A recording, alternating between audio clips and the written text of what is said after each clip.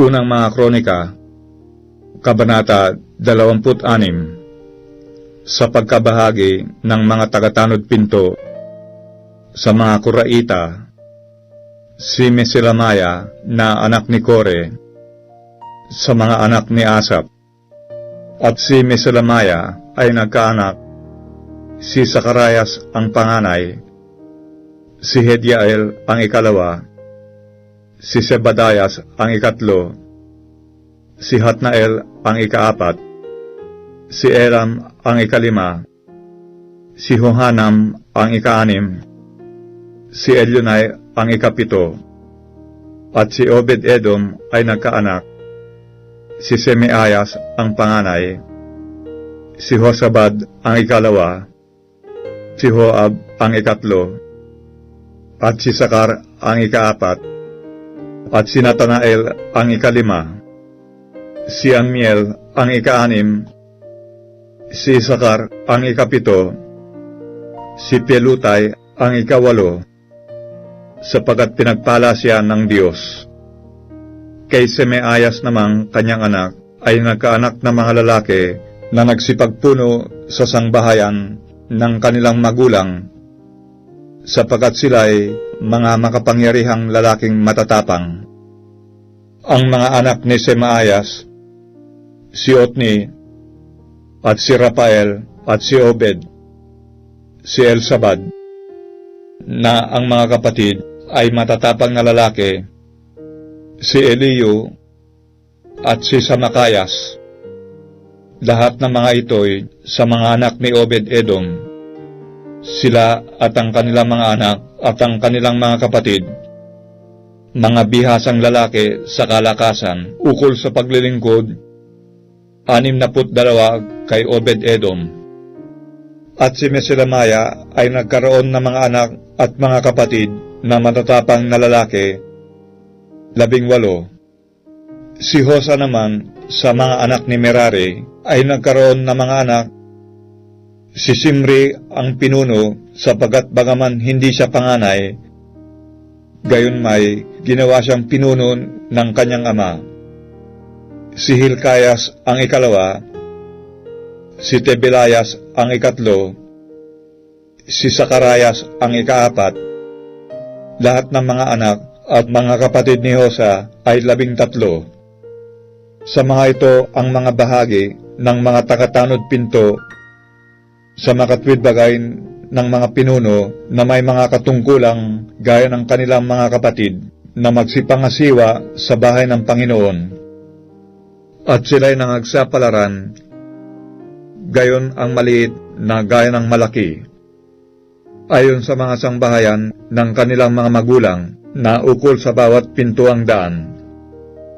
At ang kapalaran sa dakong silanganan ay nahulog kay Selemaya, sa ganang kay Zacarias nga na kanyang anak na matalinong kasangguni. Sila'y nagsapalaran, at ang kanyang kapalaran ay nahulog sa dakong hilagaan.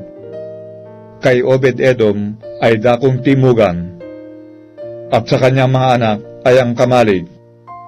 Kay Supim at kay Hosa ay dakong kalunuran, sa tabi ng pintuan daan ng salikit, sa daan ng paahon na pulutong at pulutong.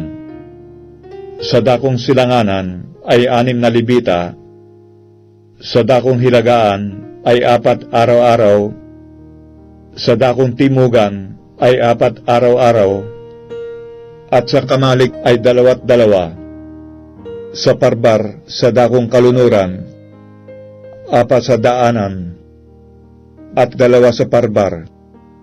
Ito ang mga bahagi ng mga tagatanod pinto sa mga anak ng mga Kuraita at sa mga anak ni Merari. At sa mga Libita, si Akayas ay nasa mga kayamanan ng bahay ng Diyos at nasa mga kayamanan ng mga itinalagang bagay. Ang mga anak ni Ladan, ang mga anak ng mga Hersonita na nauukol kay Ladan, ang mga pangulo ng mga sambahayan ng mga magulang na ukol kay Ladan na Hersonita, si Jehieli. Ang mga anak ni Jehieli, si Setan at si Joel na kanyang kapatid. Sa mga ingatang yaman ng bahay ng Panginoon, sa mga Amramita, sa mga Isharita, sa mga Hebronita, sa mga Usielita, at si Sebuel na anak ni Herson, na anak ni Moises, ay puno sa mga ingatang yaman, at ang kanyang mga kapatid kay Eliezer ay nanggaling si Rehabaya na kanyang anak, at si Isaias na kanyang anak, at si Horam na kanyang anak, at si Sikrin na kanyang anak, at si Selumit na kanyang anak. Ang Selumit na ito at ang kanyang mga kapatid ay nangasa lahat ng ingatang yaman ng nangatalagang mga bagay na itinalaga ni David na hari at ng mga pangulo ng mga sambahayan, ng mga magulang, ng mga pinunong kawal ng lilibuhin at ng dadaanin, at ng mga pinunong kawal ng hukbo, ang samsam na pinanalunan sa pakikipagbaka ay kanilang itinalaga upang ayusin ang bahay ng Panginoon, at lahat na itinalaga ni Samuel na tagakita, at ni Saul na anak ni Kis, at ni Abner na anak ni Ner, at ni Joab na anak ni Sarbaya. Ang anumang bagay na itinalaga ni Numan ay nasa ilalim ng pamamahala ni Selumit at ng kanyang mga kapatid. Sa mga Isharita, si Kenanaya at ang kanyang mga anak ay mga tagapamahala at hukom sa mga gawain sa labas ng Israel. Sa mga Hebronita, si Hasabayas at ang kanyang mga kapatid na mga lalaking matapang na 1,700 ay nangamamahala sa Israel sa dako roon ng Hordan, sa dakong kalunuran, na ukol sa lahat ng gawain sa Panginoon at sa paglilingkod sa hari. Sa mga Hebronita ay si Herayas ang pinuno.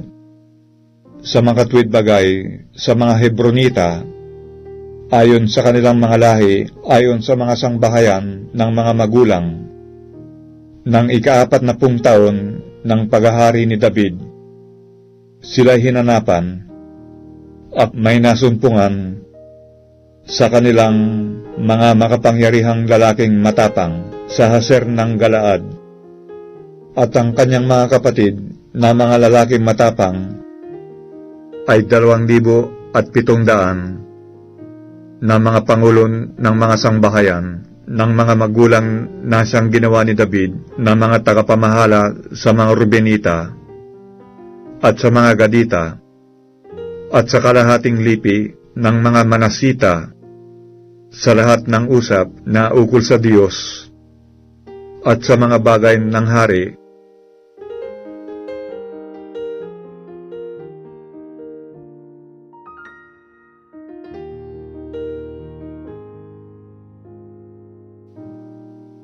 Unang mga Kronika, Kabanata 27. Ang mga anak nga ni Israel, ayon sa kanilang bilang, sa makatwid bagay ang mga pangulo ng mga sangbahayan, ng mga magulang, at ang mga pinunong kawal ng lilibuhin at ng dadaanin, at ang kanilang mga pinuno na nangaglilingkod sa hari, sa anumang bagay sa mga bahagi ng pumapasok at lumalabas buwan-buwan sa lahat ng mga buwan ng taon. Sa bawat bahagi ay 24,000.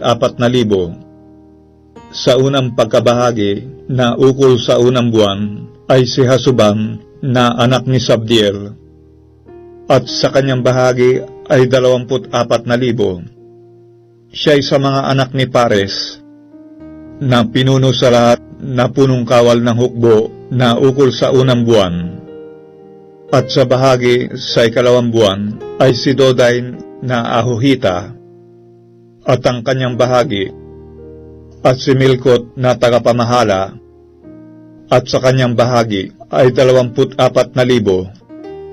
Ang ikatlong pinuno ng pulutong na ukol sa ikatlong buwan ay si Benaayas na anak ni Hoyada na saserdote, pinuno, at sa kanyang bahagi ay 24,000. Ito yaong Benaayas na siyang makapangyarihang lalaki sa 30, at pinuno sa 30, at sa kanyang bahagi ay si Amisabad na kanyang anak. Ang ikaapat na pinuno sa ikaapat na buwan ay si Asael na kapatid ni Joab, at si Sebadayas na kanyang kapatid ang sumusunod sa kanya, at sa kanyang bahagi ay 24,000. Ang ikalimang pinuno sa ikalimang buwan ay si Sambut na Israelita, at sa kanyang bahagi ay 24,000. Ang ika-6 na pinuno sa ika-6 na buwan ay si Ira na anak ni Ikes na Tekoita, at sa kanyang bahagi ay 24,000. Ang ikapitong pinuno sa ikapitong buwan ay si Heles na Pelonita. Sa mga anak ni Ephraim at sa kanilang bahagi ay 24,000. Ang ikawalong pinuno sa ikawalong buwan ay si Sebekay na Hustatita sa mga Sarahita, at sa kanyang bahagi ay 24,000. Ang ikasyam na pinuno sa ikasyam na buwan ay si Abieser na Anatothita sa mga Benhamita, at sa kanyang bahagi ay 24,000. Ang ikasampung pinuno sa ikasampung buwan ay si Maharay na Netopathita sa mga Sarahita, at sa kanyang bahagi ay 24,000. Ang ikalabing isang pinuno sa ikalabing isang buwan ay si Benaayas na Piratonita sa mga anak ni Ephraim, at sa kanyang bahagi ay 24,000. Ang ikalabing dalawang pinuno sa ikalabing dalawang buwan ay si Helday na Netopathita sa Otniel, at sa kanyang bahagi ay 24,000. Bukod dito'y sa mga lipin ng Israel, sa mga Rubenita, si Eliezer na anak ni Sikri na tagapamahala, sa mga Simeonita, si Sepatayas na anak ni Maaka, sa Levi, si Hasabayas na anak ni Kamuel, sa Aaron, si Sadok, sa Huda, si Eliu, isa sa mga kapatid ni David, sa Isakar, si Omri na anak ni Mikael, sa Sabulon, si Ismaayas na anak ni Abdayas, sa Neptali, si Herimot na anak ni Asriel, sa mga anak ni Ephraim, si Oseas na anak ni Asasaya, sa kalahating lipin ni Manases, si Joel na anak ni Pedaaya, sa kalahating lipin ni Manases sa Galaad, si Ido na anak ni Sakarayas, sa Benjamin, si Haasiel na anak ni Abner, sa Dan, si Asarael na anak ni Jeroam. Ang mga ito ang mga pinunong kawal ng mga lipin ng Israel. Ngunit hindi tinuos ni David ang bilang nila mula sa 20 taon na paibaba, sapagkat sinabi ng Panginoon na kanyang pararamihin ang Israel na gaya ng mga bituin sa langit. Si Joab na anak ni Sarbaya ay nagpasimulang bumilang, ngunit hindi natapos, at dumating sa Israel ang pag-iinit dahil dito, ni hindi nalagda ang bilang sa mga alaala ng Haring David, at nasa mga ingatang yaman ng hari, si Asmabet na anak ni Adiel, at sa mga ingatang yaman sa mga bukid, sa mga bayan, at sa mga nayon. At sa mga kastilyo ay si Jonathan na anak ni Uzzias. At sa nagsisigawa sa bukiran na ukol sa pagbubukid sa lupa ay si Isri na anak ni Kilud. At sa mga ubasan ay si Simi na Ramathita. At sa mga pakinabang sa mga ubasan na ukol sa mga kamalig ng alak ay si Sabdayas na Sipmita. At sa mga puno ng ulibo at sa mga puno ng sikomoro na nangasa mababang lupa ay si Baal-Hanan na Hederita. At sa mga kamalig ng langis ay si Hoas. At sa mga bakahan na pinasasabsab sa Saron ay si Sitray na Saronita. At sa mga bakahan na nangasa mga libis ay si Sapat na anak ni Adlai. At sa mga kamelyo ay si Ubil na Ismaelita. At sa mga asno ay si Hedayas na Meronothita. At sa mga kawan ay si Hasis na Hagrita. Lahat ng mga ito'y mga katiwala sa mga pag-aari ng Haring David. At si Jonathan na amain ni David ay kasangguni at lalaking matalino at kalihim. At si Jehiel na anak ni Hakmoni ay nasa mga anak ng hari. At si Akitopel ay kasangguni ng hari. At si Husay na Arkita ay kaibigan ng hari. At sumusunod kay Akitopel ay si Hoyada na anak ni Benaayas. At si Abiatar. At ang pinunong kawal sa hukbo ng hari ay si Joab.